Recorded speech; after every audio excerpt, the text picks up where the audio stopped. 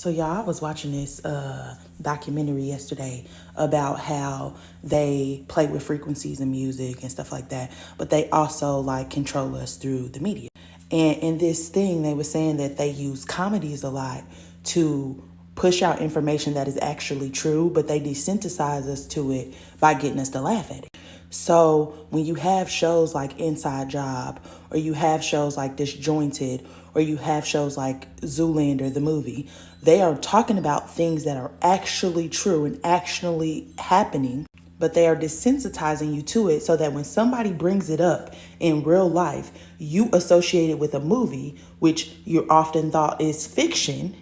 And then if it was a comedy movie, you start telling some of the jokes, you start laughing about it, and you start getting people on your side to believing that this is a comedy, this is something that is not actually happening. It's called desensitization. Watch this. I win. Cheryl, it's not a race. That's what losers say. What is that? The truth. Every time a new baby is born, the Federal Reserve issues a secret birth certificate printed by a company called the American Bank. That way, the government can use people as currency to back the debt they have with the World Economic Forum, which owns the central banks of every nation on Earth.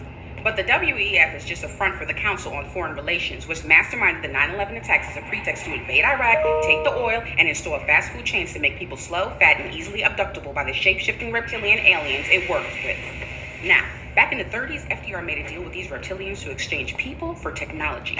That was the basis of the New Deal. But ever since, they've been slowly replacing all the world leaders to create a nuclear holocaust to make global warming real for their takeover.